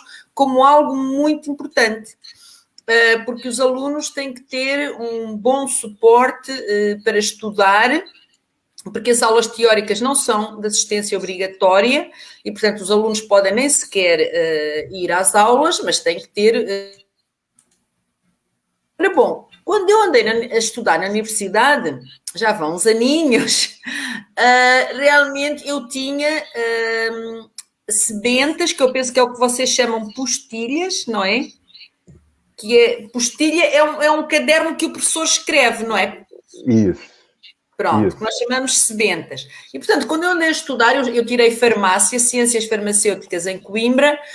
Quando eu andei a estudar, tanto todos os professores escreviam essa informação e nós estudávamos, tirávamos apontamentos nas aulas e depois tínhamos esses apontamentos, digamos, dos professores. As coisas foram mudando ao longo dos anos e hoje em dia, portanto, já não funciona assim. Normalmente nós temos na biblioteca, quer seja da Aveiro, quer de outras universidades, temos um conjunto de livros físicos. Temos também, normalmente as universidades, através da rede europeia, têm acesso a plataformas que têm livros online. Os alunos também podem ter acesso, tanto que na nossa tal bibliografia recomendada nós temos sempre que, podemos recomendar bastantes livros, mas temos que ter, temos que garantir que alguns dos que nós recomendamos estão disponíveis nas bibliotecas ou nas plataformas em que os alunos têm acesso. Mas a verdade é que nós, normalmente, além desses livros base, nós recomendamos muita bibliografia especializada. Reviews, por exemplo, artigos reviews que sejam relativamente recentes, que tenham os conteúdos fundamentais, os conteúdos teóricos fundamentais, porque isso é muito importante. Lá está, nós não podemos avançar para coisas muito sofisticadas se os estudantes não têm os conhecimentos básicos, não é? E, portanto, eles têm que ter ferramentas para ir buscar essa informação. Portanto, mas também sabemos que muitos estudantes estudam só pelos PowerPoints que os professores disponibilizam nas aulas. Isso também é uma realidade que nós temos essa noção. Eu devo dizer que no meio desta nossa conversa aqui sobre a questão da bibliografia e sobre os alunos poderem ter ao seu dispor documentos onde eles possam estudar os conceitos básicos, essenciais, que depois lhes permite evoluir no conhecimento que podem adquirir em determinada área, eu devo dizer que achei esta iniciativa, este livro do Irã, do Mário, muito interessante. Eu não tive ainda, infelizmente, por uma questão de disponibilidade de tempo, de ler o livro, mas já consultei várias partes e achei o livro muito interessante, exatamente porque vai ao encontro disto que eu estava a dizer. É explicado de uma forma acessível aquilo que são os conhecimentos básicos. E depois, acho que também é um livro de consulta muito simples. Gostei também nesse aspecto, no sentido que tem aquelas caixinhas, ou seja, realça determinadas partes, tem exercícios. Eu acho que é uma bibliografia que podia facilmente entrar na lista da bibliografia recomendada para estas disciplinas de métodos instrumentais de análise. Portanto, por isso, é isso que eu vejo e que nós na Universidade fazemos como sendo o importante na bibliografia recomendada, são manuais, são documentos que têm os conceitos básicos e depois já outros também, documentos que normalmente socorremos aí já mais de artigos de revisão, bons artigos de revisão, que já tenham aplicações mais específicas ou na área da bioquímica alimentar, na área da bioquímica clínica, etc. Portanto, mas nós somos muito, digamos, temos uma bibliografia extremamente abrangente, de modo que depois os alunos podem escolher aquilo que acham que é mais útil para eles e depois outros não escolhem nada. Também temos essa noção que muitos estudam pelos PowerPoints dos professores, apesar de nós estarmos a dizer que os PowerPoints não são suficientes. Mas pronto. Vamos lá. Irã. Bom, gente, sobre material didático, quando eu fui dar aula na escola técnica, não tínhamos muitos recursos, como temos hoje, de audiovisual, mas o Reinaldo sempre me incentivou a gente de mostrar equipamentos, né? Abrir os equipamentos. Tipo assim, é o desvelar da caixa preta, né? Você vê o que tem por dentro, ele falava, vê o que tem por trás dos botões, né? Então, ele ia gostar muito que a gente abrisse o instrumento para olhar, para estudar, né? Por isso que eu falo que o estudo, a análise instrumental também é um estudo do instrumento, né? Nesse sentido, você tem que conhecer o instrumento que você está usando, né? E na época, que a gente não tinha muito recurso, eu levava equipamentos para a sala de aula, né? Eu levava pedaços de peças de equipamento, né? Um detetor de condutividade térmica, eu levava para os alunos, olha aqui, esse aqui é um detetor de condutividade térmica. O aluno olhava assim, caramba, mesmo, tem um sensor aqui. Aí a gente já, esse tipo de material, né, que você consegue palpar, é antigo, mas eu acho que funciona, não sei. Eu acho que isso aí ainda é importante dentro do estudo da análise instrumental. Eu sou meio das antigas, né? Sobre isso eu queria contar um episódio curioso, até aconteceram várias coisas na nossa vida profissional, né? Mas eu levava um kit de ótica um banco de ótica para a sala de aula, para mostrar o espectro, né? Porque queria mostrar as cores complementares e tal. Era um banco enorme, né? Com prisma. Hoje não, você tem umas coisinhas pequenininhas que você consegue mostrar para os alunos, eu levo tranquilamente para a sala de aula. Até levo o espectrofotômetro e mostro no PowerPoint lá o espectrofotômetro funcionando. Sensacional, né? Na época não tinha esse recurso. Mas eu montei lá, né? E a gente testava antes, mas chega na hora H, você montar, tem uma aula anterior, a gente tem que montar o banco ótico, eu montava lá e tal. Aí, gente, olha, vamos ligar aqui, aí ligava a luz, né? Obviamente tomava cuidado para os alunos não olharem para a luz, para estar anteparo para a luz e direto para o prisma, enfim, fazia todo o preparo, né? Aí, vamos lá, gente, olha só, vamos apagar a luz aqui, onde é que está? Aí eu falava para o aluno, você apaga a luz lá, aí o aluno lá, pum, apagou. Aí a gente ficava procurando onde é que estava o espectro, né? Porque podia estar em qualquer lugar, depende da posição do prisma, né? Cadê o espectro? Cadê o espectro? Todo mundo procurando. Aí, de repente, um aluno chegou. Professor, está aqui, está aqui. O espectro está projetado em cima da blusa dela, né? Agora, é engraçado que isso aconteceu, né? Como acontece milhares de coisas na sala de aula, enfim, a gente até esquece. Eu tinha esquecido disso, mas 20 anos depois eu encontrei com essa aluna e ela me contou essa história. Eu falei, professor, isso aconteceu? Me contou a história. Eu lembrei. Caramba, cara, é mesmo, que legal. Cara. Como é que marca, né? Quer dizer, essas demonstrações, isso que eu ia dizer o seguinte, elas funcionam muito como didática na sala de aula. Acho que a gente não pode abrir mão disso. Hoje nós temos os simuladores dentro de multimídia, a gente tem que usar esses simuladores. Eles estão na internet, mas estão sendo pouco explorados, né? A gente precisa até desenvolver, né? Eu acho que falta a gente juntar aí, talvez o próximo material didático, a gente queira produzir um simulador didático, né? De um equipamento, seria um projeto.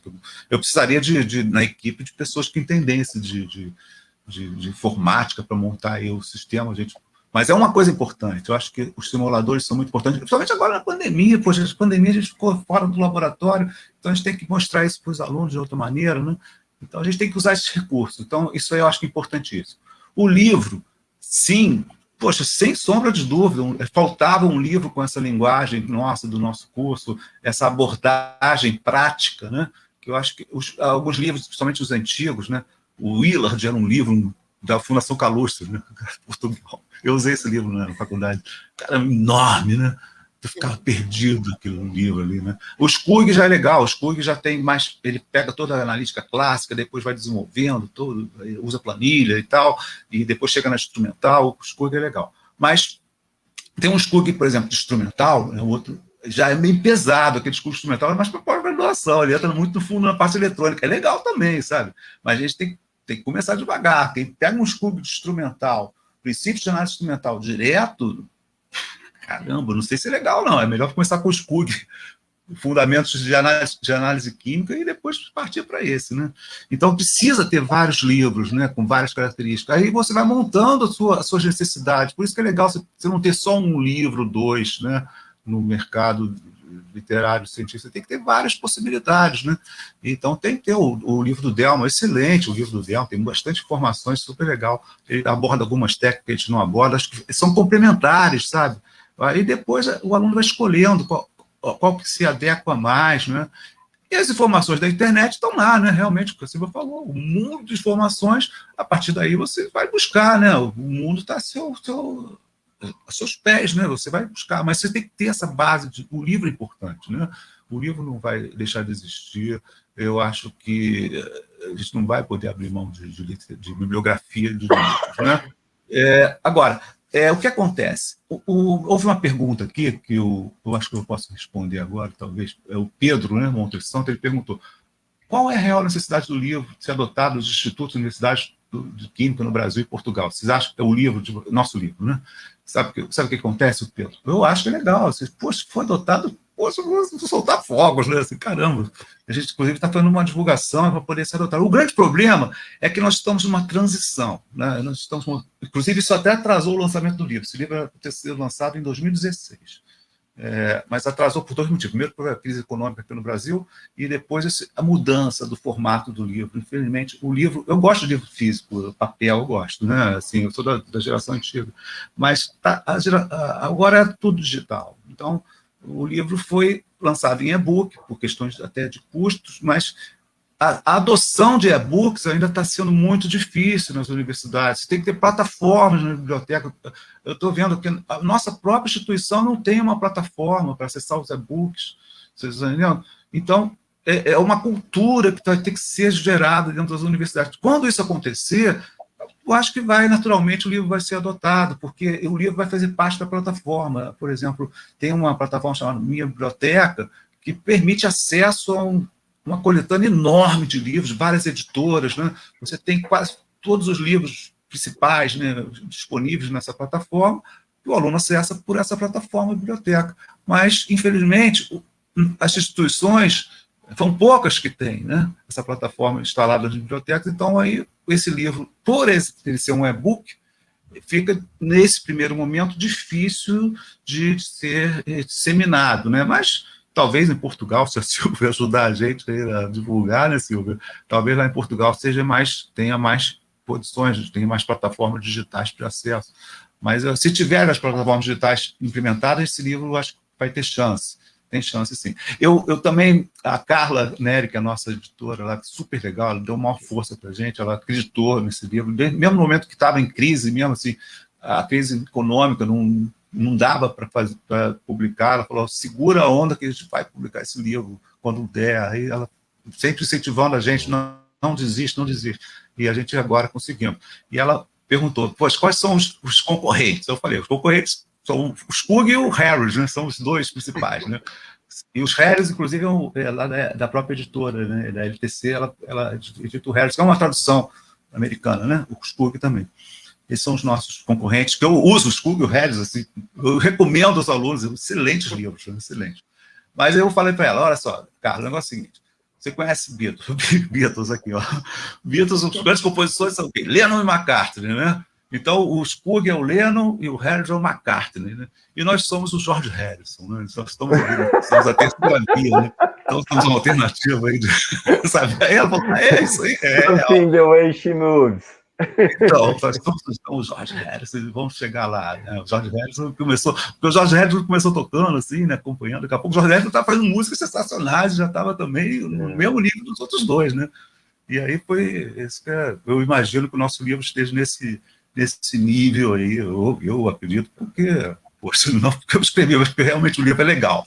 E assim, completando o que o Irã falou, né, o nosso livro ele tem, acho que um carinho, um cuidado muito grande com a parte quantitativa, com a parte de calibração, curvas de calibração, diferentes métodos de calibração, né? Eu acho que não é todo livro que eu conheça que tenha, por exemplo, todas as principais calibrações de cromatografia, por exemplo, né? E explicadas, né? Etc. E a gente tem, e com bastante detalhe, e com exercícios, tal, e que é uma outra coisa rara em livros de instrumental, né, e que a gente, eu acho que conseguiu porque a gente trabalha muito em equipe, né, e aí até conseguimos um pool de 10 autores, que nem são só do nosso instituto, tem um professor da UF, que é o Ricardo Cassella, tem a Mônica lá da UFRJ, né, que completaram, e aí a gente consegue esse livro cheio de exercícios, cheio de exemplo, outras pessoas convidadas fizeram os quadros, né, onde a gente fala de aplicações tecnológicas mais avançadas, tal. Então, a ideia da gente era essa, né?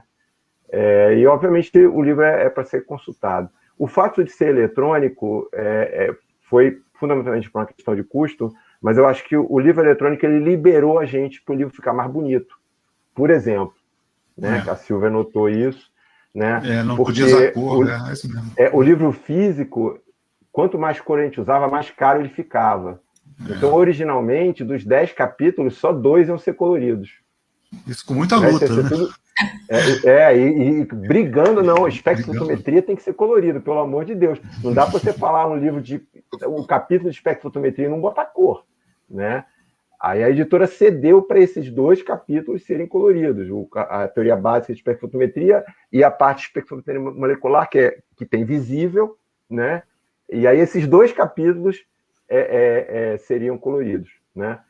Aí, quando e-book, opa, festa, foto, né? Vermelho, azul, amarelo, né?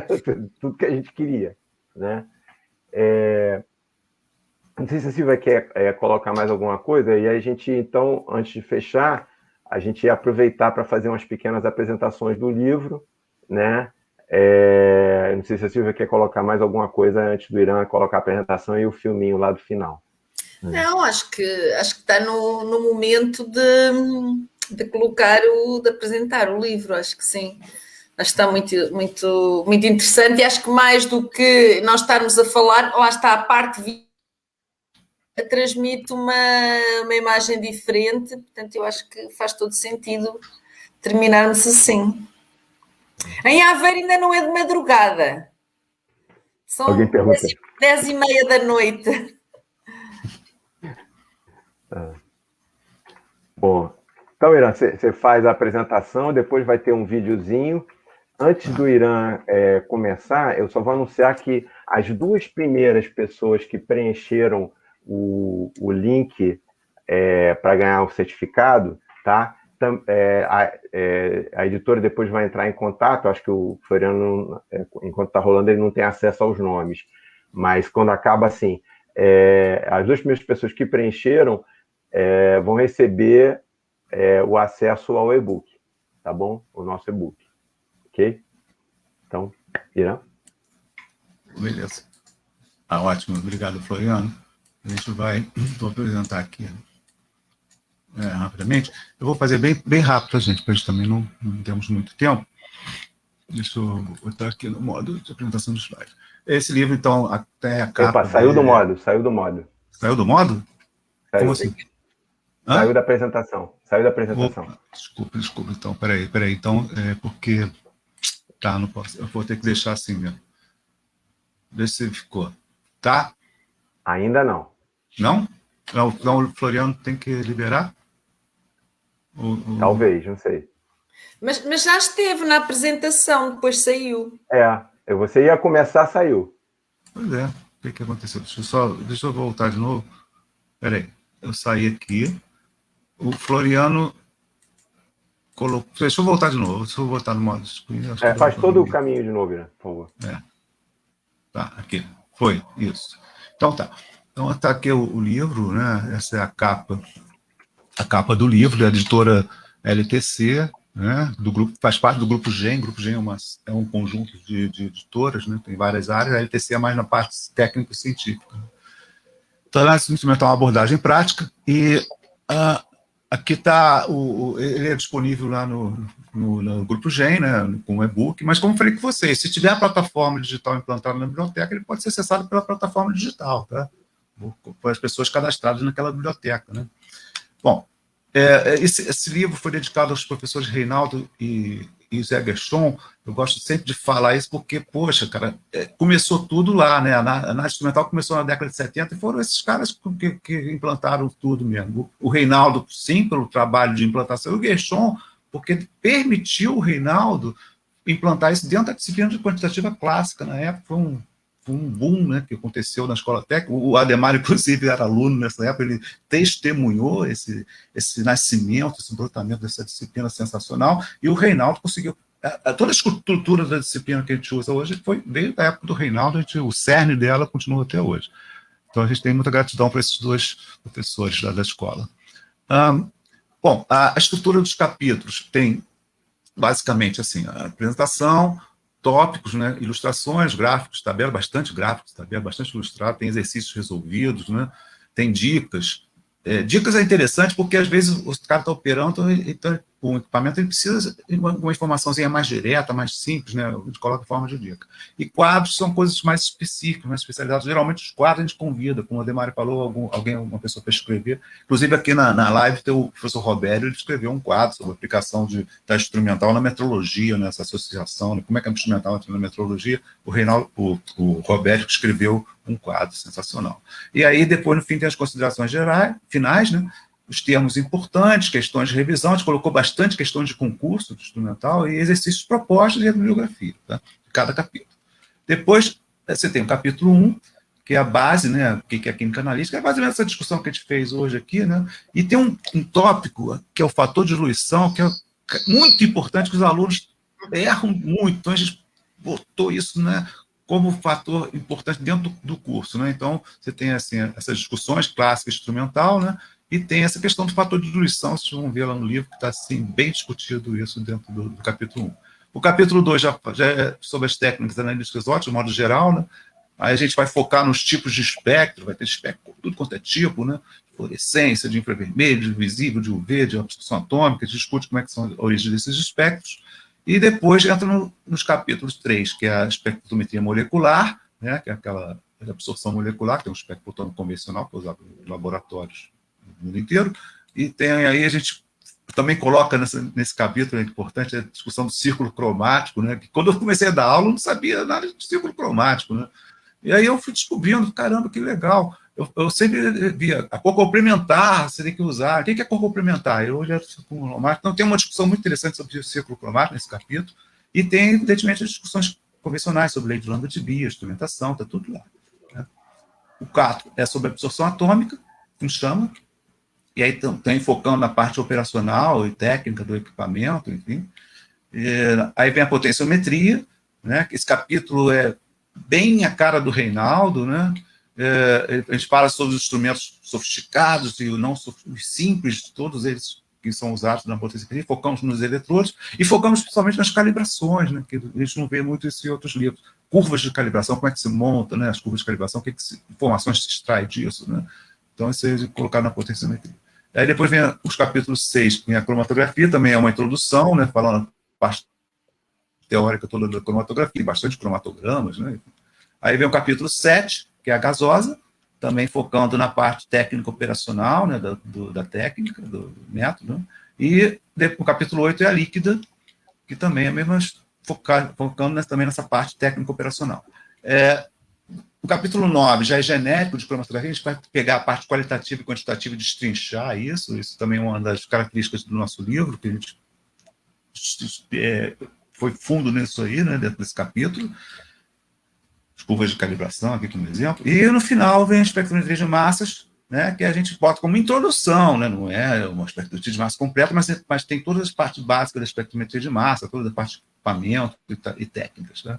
Bom, aqui estão os autores, né, eu e o Ademar, já se apresentou, né, somos autores organizadores, né, na verdade a gente está gerenciando e estamos escrevendo também junto com os outros autores. Na verdade, a gente fez um grupo de autores, né, que a gente coordena, e todos eles são autores de todos os capítulos, que a gente faz umas revisões cruzadas, enfim, o capítulo passa da mão de um, de outro, e vai...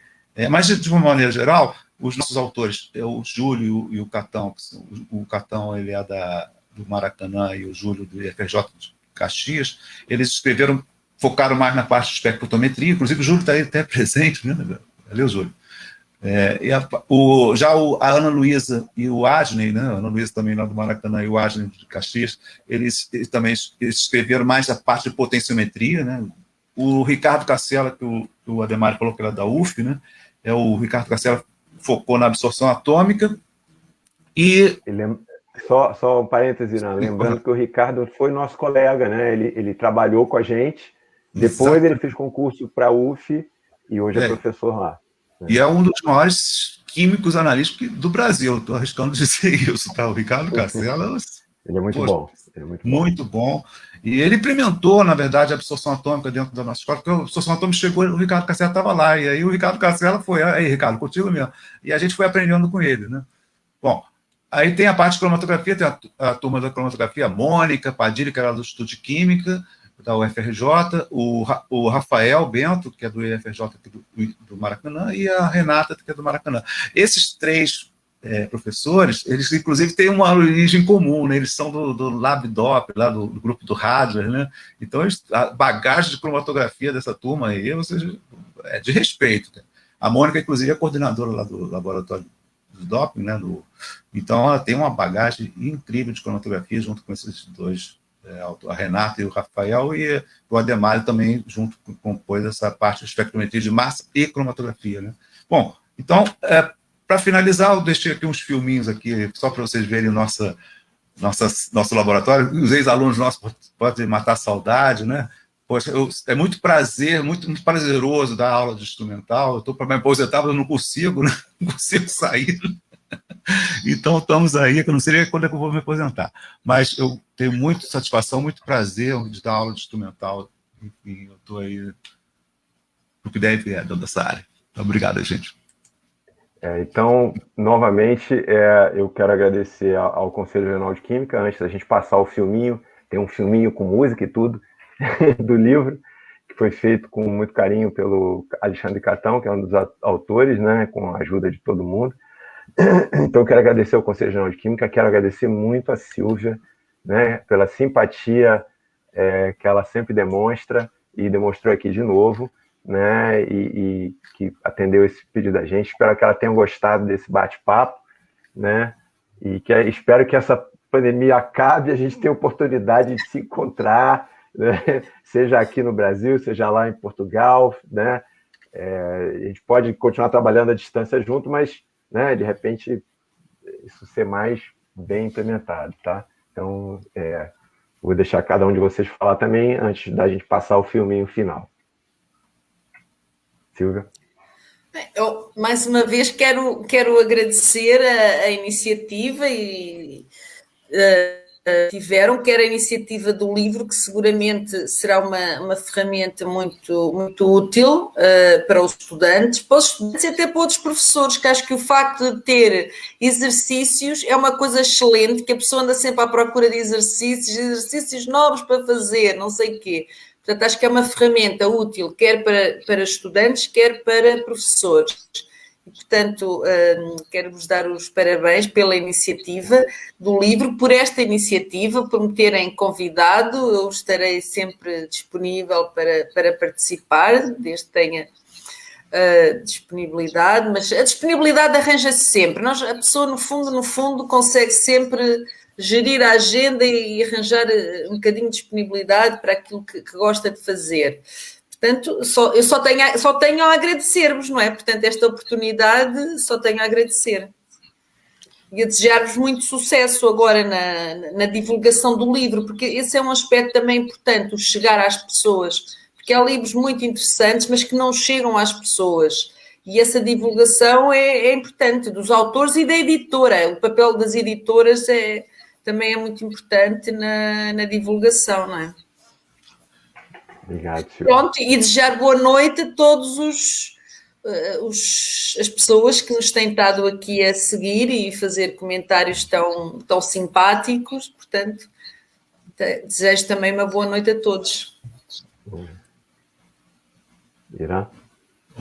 Então, gente, muito obrigado a todos que participaram da live. Acho que deixe os seus comentários aí, que depois a gente vai responder, se for possível, a gente vai ler tudo e responder, e essa interação para a gente é muito importante, né, esse contato.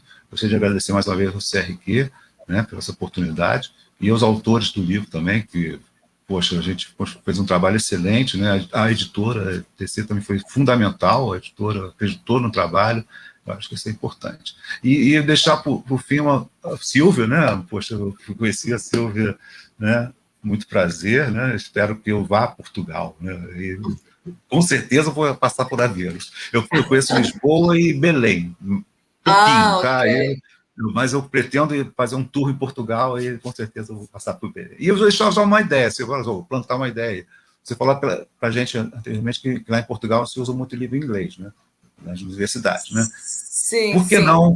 Pensa aí na possibilidade de fazer uma tradução, uma versão desse livro em inglês, né?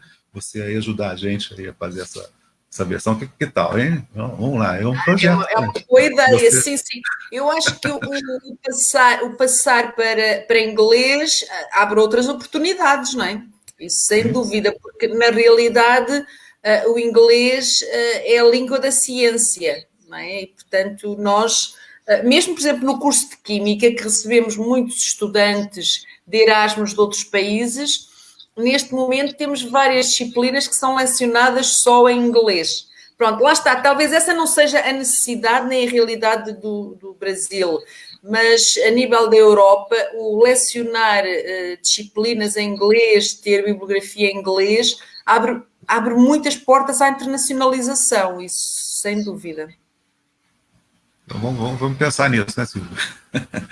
Então, Sim, acho que é uma oportunidade a pensar, sem dúvida. Gente, obrigado. então, gente, obrigado a todos, obrigado aos ouvintes aí, aos nossos espectadores todos, tá? Ao conselho. E aí, no encerramento agora, o Floriano vai ajudar a gente aí passando o videozinho de apresentação do livro.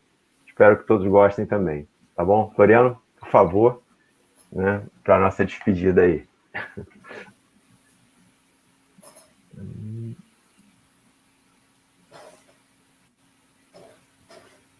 Eu só não sei se está passando. Você vai conseguir passar o vídeo, Floriano? Ah, vai.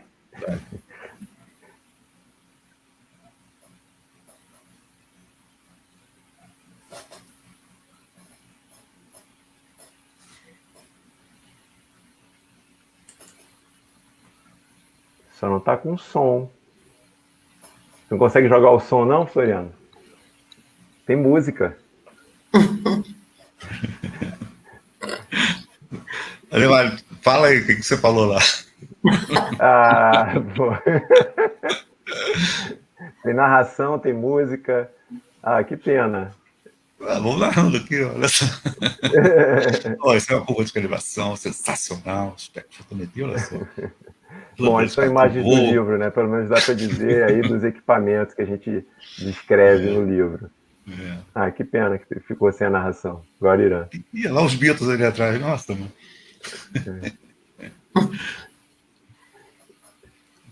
PH, muito legal. Ah, mas que pena que não veio com som. Mas vai estar disponível no YouTube, não tá? Depois passa o link para o pessoal. Quem colocar análise instrumental, uma abordagem prática no YouTube, vai achar o vídeo da gente, tá?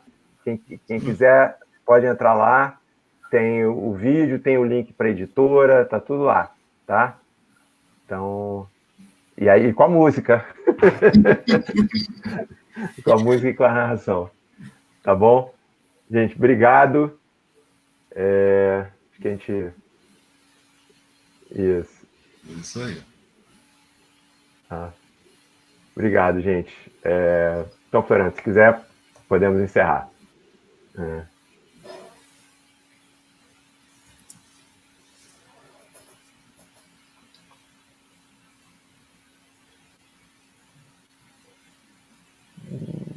Já encerrou?